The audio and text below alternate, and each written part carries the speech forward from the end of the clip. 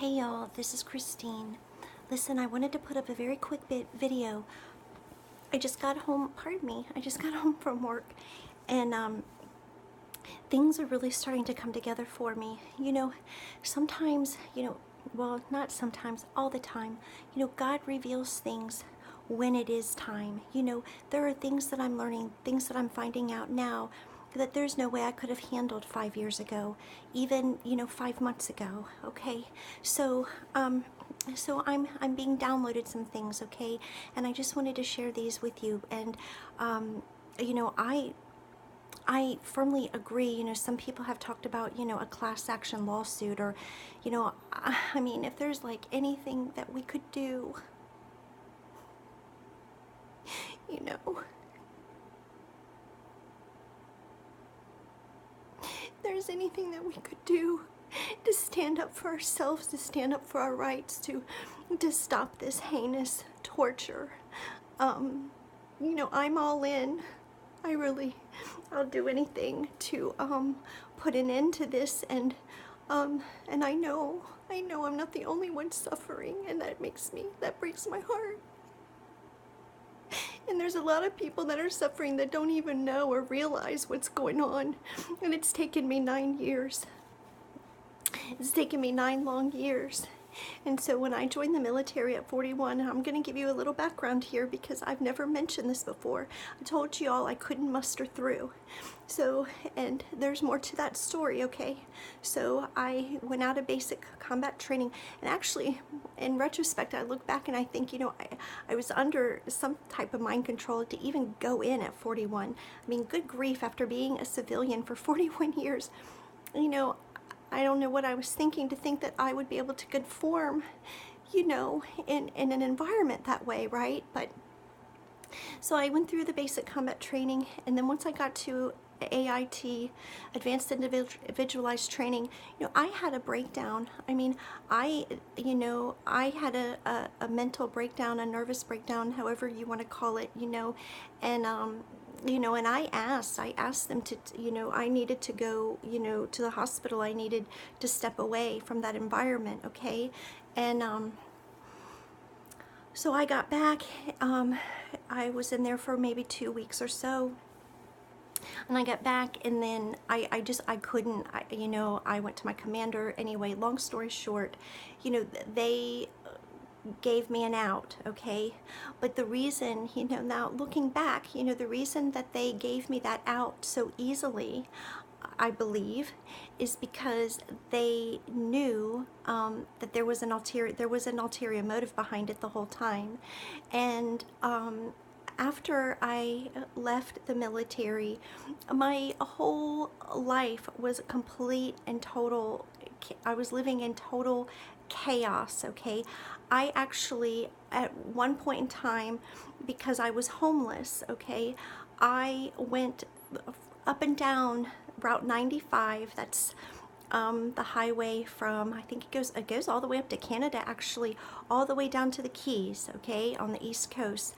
I drove up and down I-95, and I lived in I think I counted 22 different places in 1 year, just crashing on friends' sofas, and just, yeah, that's basically, I was reaching out to people I had gone to high school with, stuff like that, and I really had no rhyme or reason. I was taking pills at the time. These were prescribed pills to me. But they weren't any good for me, okay? They were no good for me. And so that added to, obviously, my state of mental instability, right? And and the whole time, I know that they were tracking the whole time. They were watching me through their drones and through their satellites, and through my phone, and they knew everything and everywhere, and every prescription that I would pick up, and every phone call that I would make, and every friends or family's home that I would seek comfort in a sofa and a place to sleep, a place to rest. They knew it all. And I finally ended up putting myself into rehab, and now, and I'm looking back now, because I was in there for 10 days getting off of these prescription medicines, okay?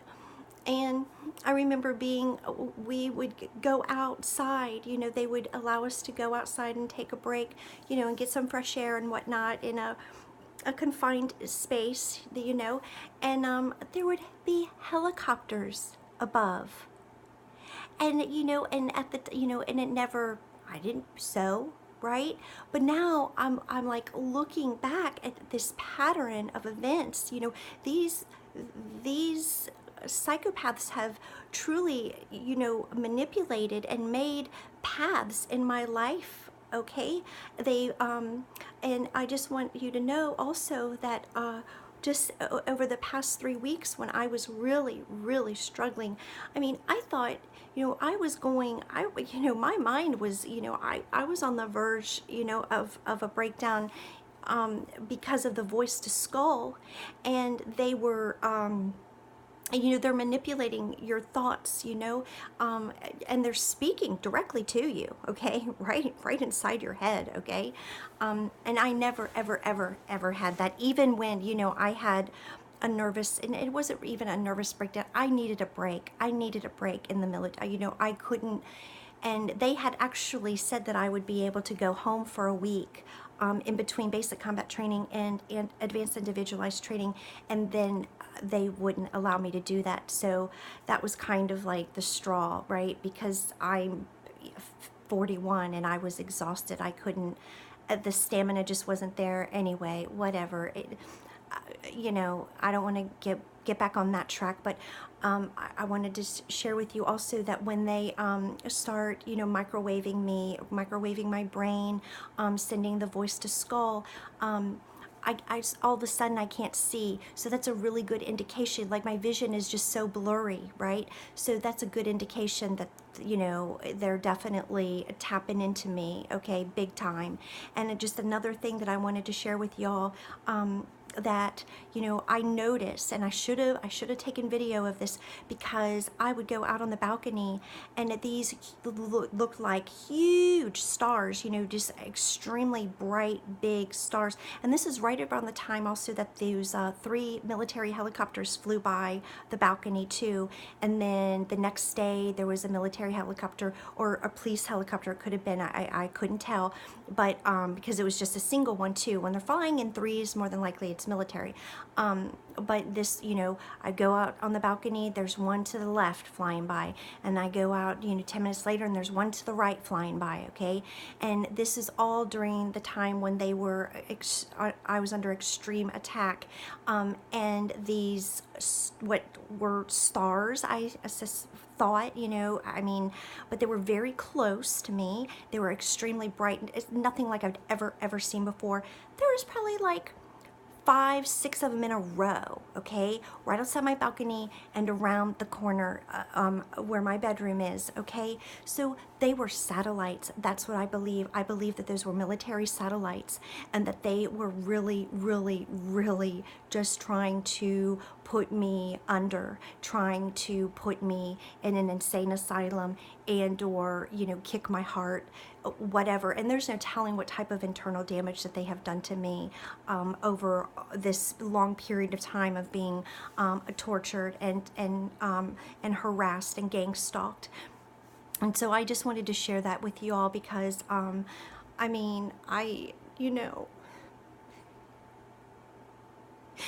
the thing is that I went in there because I thought I was doing good, because I didn't have a job, and I thought that I could make something of myself, and then to have those very people turn on me that way, and use me as a test subject, as a research science project, and to manipulate my life, my entire life, like I'm just that meaningless, and it hurts. And I'm just so thankful to God, because he pulled me. He's holding me up. And so I just wanted to share that with you all. Sorry for the breakdown. It's just like it's being downloaded. Like it's time. Like I know. I really know what's been happening to me and what's going on. Okay, so peace and blessings in Jesus' name.